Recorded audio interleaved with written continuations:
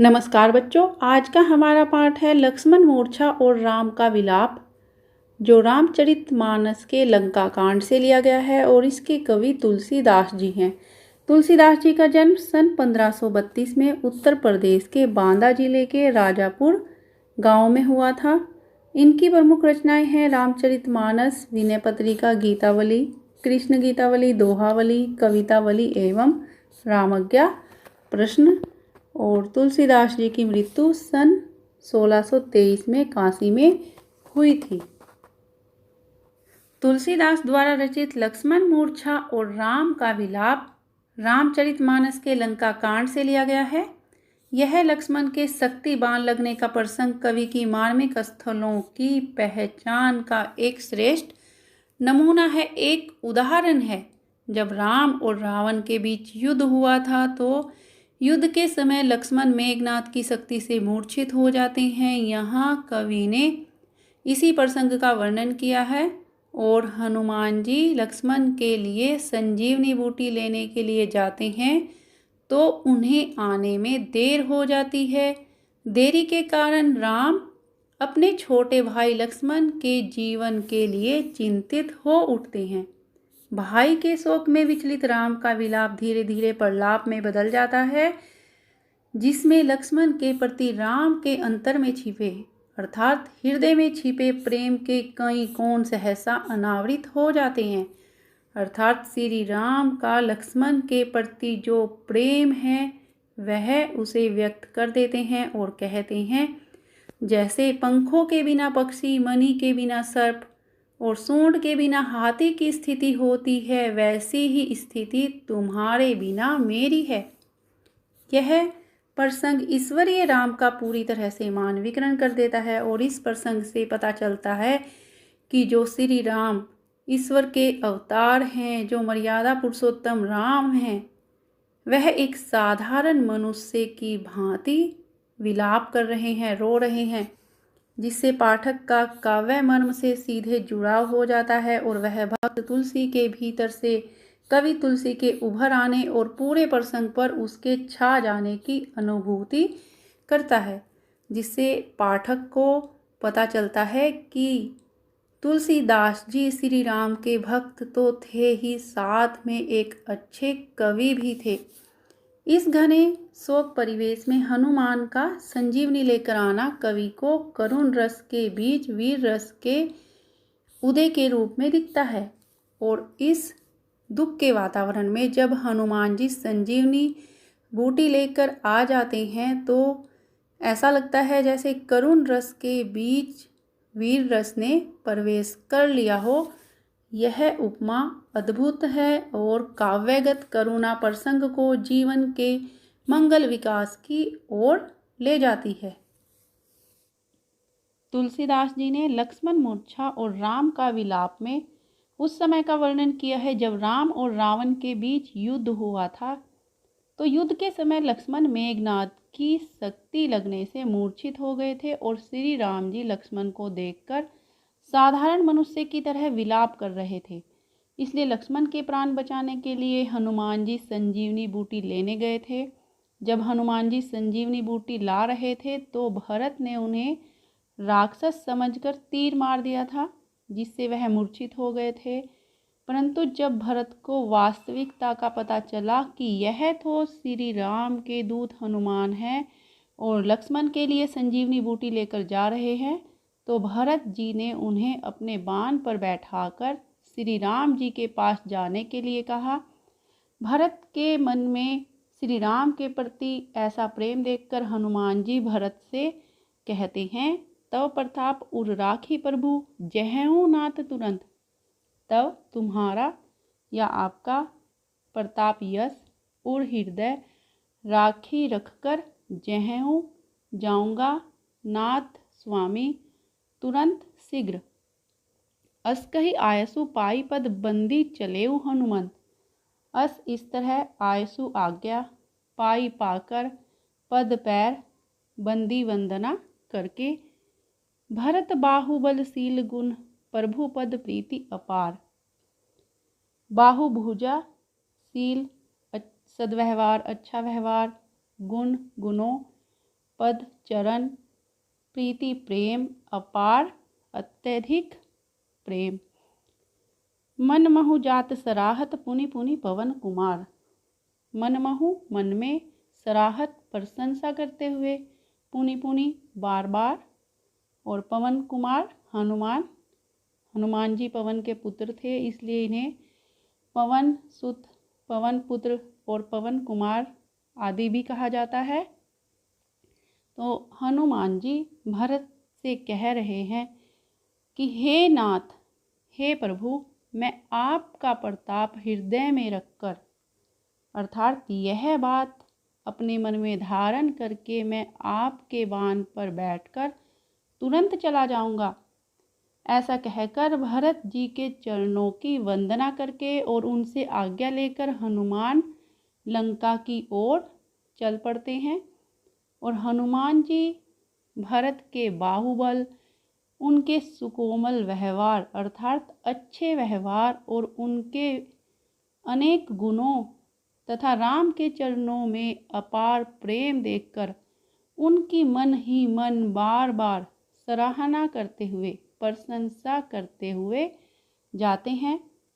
यहाँ इन पंक्तियों में हनुमान और भरत के मन में बसी राम भक्ति का वर्णन किया गया है। और यहाँ अनुप्रास अलंकार भी कई जगह देखने को मिलता है, जैसे पाई पद में प की आवृत्ति है, बाहुबलशील में ब व ल की आवृत्ति है, प्रभुपद प्रीति अपार में प की आवृत्ति है, मनमहु जात सराहत में म व त की आवृत्ति है, और पुनि पुनि पवन कुमार में प की आवृत्ति है, और पुनि पुनि में पुनरुक्ति प्रकाश अलंकार भी है, और यह एक दोहा छंद है। उहाँ राम लक्ष्मण ही निहारी, बोले बचन मनुज अनुसारी। उहाँ वहाँ दूसरी ओर, निहारी देख कर, मनुज अनुसारी मनुष्य के समान। अर्धराति गई कपि नहीं आयहु, राम उठाई अनुज उर लायहु। अर्ध आधी, कपि का अर्थ वैसे बंदर होता है, लेकिन यहाँ कपि शब्द हनुमान जी के लिए आया है। आयहु आया, अनुज छोटा भाई, उर हृदय, लायहु लगाया। सकौ न दुखित देखी मोहिकाऊ, बंधु सदा तव मृदुल सुभाऊ। सकौ सकते, दुखित दुखी, मोहि मुझे, काऊ किसी प्रकार, बंधु भाई, तव तेरा, मृदुल स्वभाव कोमल स्वभाव। मम हित लागी तजेऊ पितु माता, सहेऊ विपिन हिम आतप बाता। मम हित लागी मेरे हित के लिए, तजेहु त्याग दिए, पितु माता पिता और माता, विपिन जंगल, हिम बर्फ या ठंड, आतप धूप, बाता हवाया तूफान। उधर लंका में राम ने जब मूर्छित लक्ष्मण की ओर देखा तो वे अधीर होकर अर्थात अपना धैर्य खोकर साधारण मनुष्य के समान शोक भरे वचन कहने लगे और बोले, आधी रात बीत गई है और हनुमान अभी तक नहीं आए। राम ने अधीर होकर अपना धैर्य खोकर अपने छोटे भाई लक्ष्मण को उठाकर अपनी छाती से लगा लिया। राम बोले, हे भाई, तुम अपने होते हुए मुझे कभी दुखी नहीं देख सके और तुम्हारा स्वभाव सदा से ही बहुत कोमल रहा है। तुमने मेरे हित के लिए अपने माता पिता तक को त्याग दिया और जंगल में मेरे साथ रहकर जंगलों की भयानक सर्दी, गर्मी, आंधी और तूफानों को भी सहा है। हे मेरे भाई, तुमने मेरे खातिर अपने सुखों को त्याग कर सदैव मेरा हित किया है और तुम मेरे हित के लिए कष्टों को सहते रहे हो। यह एक चौपाई छंद है और यहाँ पर करुण रस की अभिव्यक्ति हुई है, भाषा अवधि है और यहाँ पर भी अनुप्रास अलंकार है। सकहु न दुखित देखी में द की आवृत्ति है। सो अनुराग कहाँ अब भाई, उठो न सुनी मब बच बिकलाई। सो अनुराग वह प्रेम, बच वचन, बिकलाई व्याकुलता। जो जन तेऊ बन बंधु बिछोऊ, पितु बचन मन तेऊ नहीं ओहू। जो जन तेहू जो जानता, बिछोऊ वियोग, मन तेऊ मानता ओहू उस। सुत बित नारी भवन परिवारा, होई जाई जग बारही बारा। सुत पुत्र, बित धन, नारी नारी अथवा स्त्री, और होई जाती हो जाते हैं, जग संसार बारही बारा बार बार। अस बिचारी जिए जागहु ताता, मिलई न जगत सहोदर भ्राता। अस बिचारी ऐसा विचार करके जिए दिल में, जागहु जागो ताता भाई, सहोदर भ्राता सगा भाई। लक्ष्मण को मूर्छित देखकर श्री राम जी बहुत व्याकुल हो जाते हैं और कहते हैं, हे भाई लक्ष्मण, तुम्हारा वह मेरे प्रति प्रेम अब कहाँ लुप्त हो गया है? तुम पहले की तरह मुझसे प्रेम क्यों नहीं करते? और श्री राम जी अत्यंत विलाप करते हुए कहते हैं, हे भाई उठो, तुम मेरे वचनों की व्याकुलता को सुनो और उठकर बैठ जाओ और मुझसे पहले की तरह प्यार करो। तुम मुझसे बात क्यों नहीं कर रहे हैं? और यदि मैं यह जानता कि वन में मेरा भाई मुझसे बिछुड़ जाएगा तो मैं पिताजी के वचनों को कभी नहीं मानता और न यहाँ वन में आता। इस प्रकार से श्री राम जी बहुत दुखी मन से कह रहे हैं कि हे भाई, इस संसार में पुत्र, धन संपत्ति, पत्नी, महल और परिवार बार बार मिल जाते हैं और बार बार नष्ट हो जाते हैं, लेकिन बहुत अधिक प्रयास करने पर भी संसार में एक माँ के पेट से जन्म लेने वाला सगा भाई नहीं मिलता। इसलिए हे तात, तुम हृदय में ऐसा विचार करके जाग जाओ और उठ बैठो। यहाँ करुण रस की अभिव्यक्ति हुई है और भाषा अवधि है यहाँ पर, और यह एक चौपाई छंद है।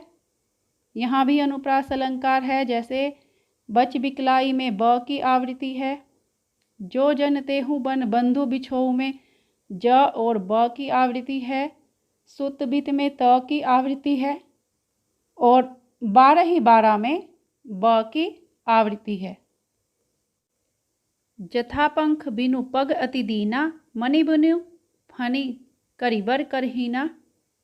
जथा जिस प्रकार खग पक्षी दीना दुखी, मणि सांप के मस्तक पर जो मणि होती है, फनी सांप, करिबर हाथी, कर सूंड, हीना से रहित। असमम जीवन बंधु बिन तोही, जो जड़ दैव जियावे मोही।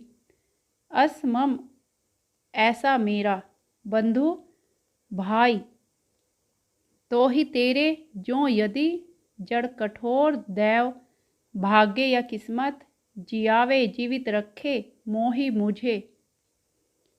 जय हूँ अवध कवन मुँह लाई, नारी हेतु प्रिय भाई गंवाई। जय हूँ जाऊँगा अवध अयोध्या, कवन कौन मुँह लाई मुँह लेकर, हेतु के लिए। बरु अपजस सहतेऊ जग माही, नारी हानि विशेष क्षति नाही। बरु चाहे अपजस कलंक, सहतेऊ सहता रहूँगा, माही में विशेष विशेष खास, क्षति नुकसान हानि।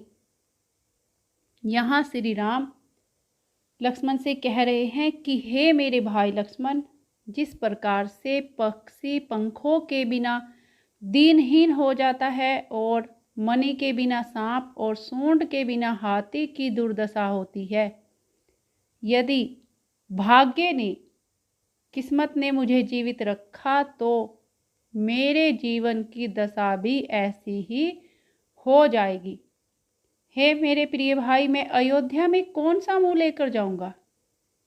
जब माता पिता और अयोध्यावासी मुझसे तुम्हारे बारे में पूछेंगे तो मैं क्या जवाब दूंगा? वे सब तो यही समझेंगे कि राम ने अपनी पत्नी के लिए अपने प्रिय भाई लक्ष्मण को खो दिया है। इस प्रकार अयोध्यावासी मुझ पर अनेक आरोप लगाएंगे और संसार में यह कलंक सहना पड़ेगा कि श्री राम जी ने अपनी पत्नी सीता के लिए प्रिय भाई को गंवा दिया। और श्री राम अपने मन ही मन यह सोचते हैं कि इस संसार में नारी की हानि कोई महत्वपूर्ण हानि नहीं है।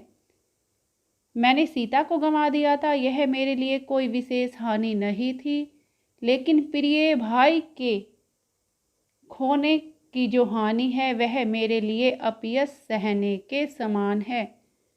यहाँ इस प्रकार से श्री राम जी ने नारी की हानि को विशेष हानि न कहकर स्त्रियों का अपमान नहीं किया है, बल्कि उन्होंने यहाँ अपने भाई के प्रति प्रेम को व्यक्त किया है। और यहाँ जथापंख बिनु से बिनु तोहि तक में उदाहरण अलंकार है, भाषा अवधि है और यह एक चौपाई छंद है। और अनुप्रास अलंकार भी है यहाँ पर, जैसे मणि बिनु फनी में न की आवृत्ति है, करीबर कर में क और र की आवृत्ति है। अब अपलोक शोक सुत तोरा सही ही निठुर कठोर उर मोरा। अपलोकु अपयश, शोकु दुख, तोरा तेरा, निठुर कठोर उर हृदय, मोरा मेरा। निज जननी के एक कुमारा, तात तासु तुम प्राण अधारा। निज जननी अपनी माँ, एक कुमारा एक पुत्र, और तासु उसके लिए, प्राण अधारा प्राणों के आधार। सौंपे सी मोहि तुम हई गही पानी, सब विधि सुखद परम हित जानी। सौंपे सी सौंपा था, गही पकड़कर, पानी हाथ, सब विधि हर तरह से, सुखद सुख देने वाला, परम हित सच्चा हितेशी मानकर। उतरु कहा देहऊँ तेहि जाही, उठी किन मोहि सिखा वहु भाई। उतरु उत्तर जवाब, काहू का तेहि वहाँ जाई जाकर, किन क्यों नहीं। यहाँ श्री राम जी लक्ष्मण को संबोधित करते हुए कह रहे हैं कि हे तात, तुम्हारी मृत्यु से मुझे जो दुख हुआ है, मुझे जो वेदना हुई है, उसे तो मेरा कठोर हृदय किसी भी तरह सह लेगा, किंतु मैं अयोध्या में जाकर माँ सुमित्रा को क्या जवाब दूंगा कि अब तुम्हारा पुत्र लक्ष्मण इस संसार में नहीं रहा। कवि कहते हैं कि श्री राम इसी चिंता से ग्रस्त हैं कि लक्ष्मण की मृत्यु का समाचार वह उनकी माँ को किस प्रकार देंगे। और श्री राम कहते हैं, हे भाई, अपनी माँ सुमित्रा के तुम इकलौते पुत्र थे और तुम ही उनके प्राणों के आधार थे। राम इसी चिंता में है कि अब माँ सुमित्रा लक्ष्मण के बिना कैसे जीवित रहेंगी। राम कहते हैं कि अयोध्या से वन प्रस्थान करते समय माता सुमित्रा जी ने मुझे सब प्रकार से सुखद और परम हितैषी जानकर तुम्हारा हाथ पकड़ाकर मुझे सौंपा था, और उन्होंने ऐसा इसलिए किया था कि मैं हर पल तुम्हारी रक्षा करूँगा। राम अत्यंत उदास हो जाते हैं और कहते हैं कि हे भाई लक्ष्मण, अब मैं अयोध्या जाकर माता सुमित्रा जी को क्या उत्तर दूंगा।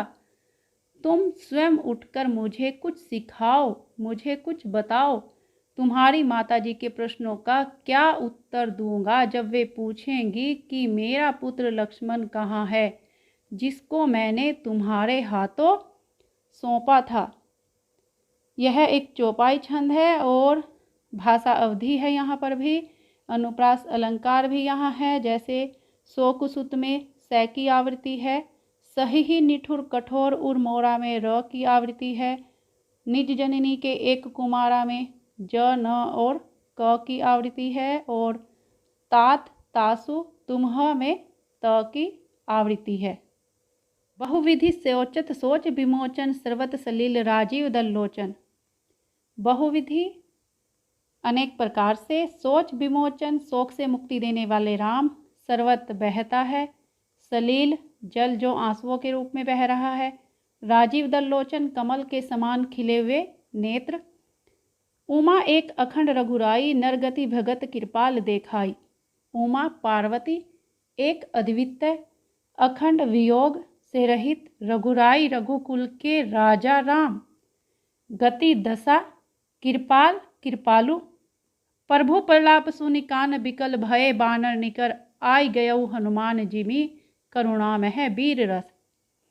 प्रलाप विलाप दुख भरा रोदन, वानर बंदर जी जैसे विकल परेशान व्याकुल, निकर समूह या झुंड मह में। श्री राम जी जब लक्ष्मण के मूर्छित होने से बहुत अधिक व्याकुल हो जाते हैं तो वह बहुत चिंतन करते हैं, सोच विचार करते हैं और अपनी पीड़ा को शांत कर लेते हैं। तभी उनकी कमल सी पंखुड़ियों रूपी दोनों आँखों से आंसू बहने लगते हैं। उमापति श्री राम जो अजर हैं, अमर हैं एवं शाश्वत हैं, वे इस सामान्य मानव की भांति दुख से पीड़ित होकर इस संसार में अपने भक्तों पर अपनी कृपा दिखा रहे हैं और जानबूझकर सामान्य व्यक्तियों जैसा व्यवहार कर रहे हैं। और लक्ष्मण की मूर्छा के कारण दुखी राम का यह प्रलाप सुनकर वानर सेना अत्यंत दुखी हो जाती है, व्याकुल हो जाती है। और वानर सेना जब बहुत व्याकुल होती है, परेशान होती है, तो उसी समय हनुमान जी संजीवनी बूटी लेकर आ जाते हैं। तो इस शोक से पीड़ित वातावरण में हनुमान जी का संजीवनी बूटी लेकर आना ऐसा प्रतीत होता है जैसे करुण रस में वीर रस प्रकट हो गया हो। भाव यह है कि पल भर पहले परेशान वानर सेना उत्साह से भर जाती है और यहाँ करुण रस को अभिव्यक्त किया है। भाषा अवधि है। अंतिम दो पंक्तियों में सोरठा छंद है और प्रथम पंक्तियों में चौपाई छंद है। हर्षि राम भेटेउ हनुमाना, अति कृतज्ञ प्रभु परम सुजाना। हर्षि प्रसन्न होकर भेटेउ भेंट की, कृतज्ञ आभारी, परम अत्यधिक सुजाना ज्ञानी। तुरत वैद तब कीन्ही उपाय, उठी बैठे लक्ष्मण हर्षाई। तुरत शीघ्र वैद कीन्ही किया उपाय, हर्षाई प्रसन्न होकर। हृदय लाई प्रभु भेटेउ भ्राता, हर्षे सकल भालू कपि भ्राता। हृदय दिल से लाई लगाकर भ्राता भाई से, सकल सारे भालू जाति के वनवासी, कपि वानर जाति के वनवासी, भ्राता समूह। कपि पुनि वैद तहाँ पहुँचावा, जेहि विधि तबहि ताहि लई आवा। कपि का अर्थ यहाँ हनुमान जी से है। पुनि फिर, जेहि विधि जिस ढंग से, तबहि तब, ताहि उसे, लई आवा ले आया था। जब हनुमान जी संजीवनी बूटी लेकर आए तो श्री राम ने प्रसन्न होकर उनसे भेंट की। वे परम ज्ञानी प्रभु होकर भी हनुमान जी के प्रति बहुत कृतज्ञ हुए, अर्थात उनके प्रति कृतज्ञता प्रकट की। उन्होंने हनुमान का बहुत उपकार माना। तब वैद्य ने तुरंत ही लक्ष्मण का उपचार किया और उसका परिणाम यह हुआ कि लक्ष्मण प्रसन्नता पूर्वक उठ बैठे, उन्हें होश आ गया। राम भाई लक्ष्मण को हृदय से लगाकर मिले, बड़े प्रसन्न हुए। यह मिलन देखकर वहां उपस्थित सभी भालू और वानर जाति प्रसन्न हो उठी और हनुमान ने वैद्य को उसी प्रकार तुरंत उस स्थान पर पहुंचा दिया जहां से वह उन्हें सम्मान के साथ लाए थे। यह एक चौपाई छंद है और भाषा अवधि है और यहाँ पर भी अनुप्रास अलंकार है। जैसे प्रभु परम में प की आवृत्ति है, भेटेउ भ्राता में भ की आवृत्ति है, तबहि ताहि में त की आवृत्ति है। यह वृतांत दशानन सुनेउ, अति विषाद पुनि पुनि सिर धुनेउ। वृतांत वर्णन दशानन रावण, विषाद दुख, सुनेउ सुना, पुनि पुनि फिर से, सिर धुनेउ पछताया सिर धुना। व्याकुल कुंभकर्ण पही आवा, विविध जतन करिता ही जगावा। और पही का अर्थ है पास, विविध अनेक प्रकार के, और जतन प्रयत्न, जगावा जगाया। ताही उसे जागा निसीचर देखई कैसा, मानव कालू देह धरी बैसा। निसीचर राक्षस, कालू मौत या काल, देह धरी शरीर धारण करके बैसा बैठा। कुंभकर्ण बूझा कऊ भाई, काहे तव मुख रहे सुखाई। बूझा कहा कहू कहो, काहे क्यों किस लिए, तब तेरा सुखाई सूख गया। तो लक्ष्मण की मूर्छा टूटने और उसके होश में आने का सारा वर्णन जब रावण ने सुना तो रावण इस समाचार को पाकर बहुत दुखी हुआ और बार बार अपना सिर ढूंढने लगा, अर्थात पछताने लगा। वह बहुत अधिक व्याकुल हो गया और कुंभकर्ण के पास सहायता मांगने के लिए गया। रावण ने कुंभकर्ण को जगाने के बहुत से प्रयास करे, तब जाकर कुंभकर्ण नींद से जागा। कवि कहते हैं कि रावण के अनेक प्रयास करने पर जब कुंभकर्ण नींद से जागा तो वह ऐसा प्रतीत हो रहा था मानो उसने यमराज के शरीर को धारण कर लिया हो। रावण को देखकर कुंभकर्ण ने पूछा कि हे भाई, कहो कैसे आए हो और तुम्हारे मुख पर व्याकुलता कैसी है। तुम इतने दुखी क्यों दिखाई दे रहे हो और तुम्हारे मुंह क्यों सूख रहे हैं। ऐसा कुंभकर्ण ने इसलिए कहा क्योंकि रावण के 10 मुंह थे। तो यहाँ इन पंक्तियों में पूनी पूनी में पुनरुक्ति प्रकाश अलंकार है और यह एक चौपाई छंद है। यहाँ मुंह सूखना व सिर ढूंढना मुहावरों का प्रयोग किया गया है और इसकी भाषा अवधी है। कथा कही सब ते ही अभिमानी, जेहि प्रकार सीता हरियाणी। ते ही उसे अभिमानी, अभिमान से घमंड से, जेहि जिस हरि राम भगवान आनी ले आए। तात कपिन ने सब निशिचर मारे, महा महा जोधा संघारे। तात भाई कपिन ने वानरों ने जोधा योद्धा संघारे मारे। दुर्मुख सुर रिपु मनुज आहारी, भट अतिकाय अंकपन भारी। दुर्मुख एक भयंकर राक्षस, मनुज आहारी मनुष्यों को खाने वाला, भट योद्धा, अतिकाय बहुत भारी शरीर वाला। अपर महोदर आदिक बीरा, परे समर मही सब रणधीरा। अपर दूसरा, महोदर एक राक्षस जो बहुत बड़े पेट वाला है, बीरा वीर, परे पड़े समर युद्ध, मही धरती, रणधीरा रण में कुशल। तो जब कुंभकर्ण ने रावण से पूछा कि तुम इतने व्याकुल क्यों हो, तुम इतने दुखी क्यों हो, तो जिस प्रकार वह सीता का हरण करके ले आया था, उस अभिमानी रावण ने वह सारी बात अपने भाई कुंभकर्ण से कही। रावण अपने भाई को कहता है कि हे तात, वानरों ने हमारे सभी राक्षसों को मार गिराया है तथा हमारे बड़े बड़े योद्धाओं का राम सेना ने संहार कर दिया है, अर्थात उनको मार दिया है। रावण कुंभकर्ण को बताता है कि दुर्मुख, देवशत्रु, मनुष्य भक्षक, भारी योद्धा और अतिकाय, अंकपन, बड़े बड़े पेट वाले आदि सभी रणवीर और रणधीर युद्ध भूमि में मारे गए हैं।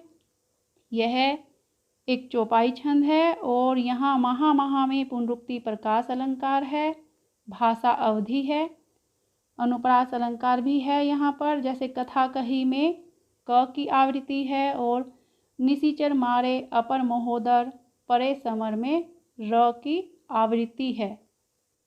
सुनी दस कंधर बचन तब कुंभकर्ण बिलखान, जगदम्बा हरियाणी अब सट चाहत कल्याण।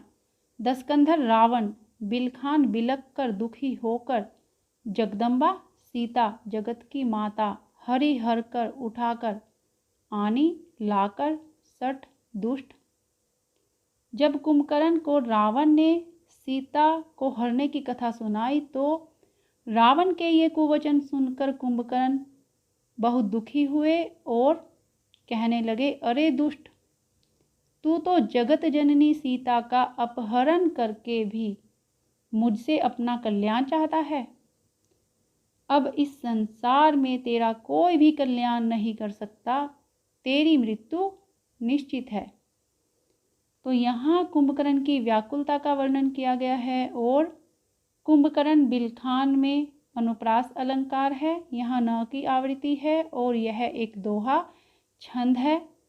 तो आज का यह पाठ लक्ष्मण मूर्छा और राम का विलाप यहीं पर समाप्त होता है और मैं विजय लक्ष्मी आशा करती हूँ कि यह पाठ आपको समझ आया होगा। धन्यवाद।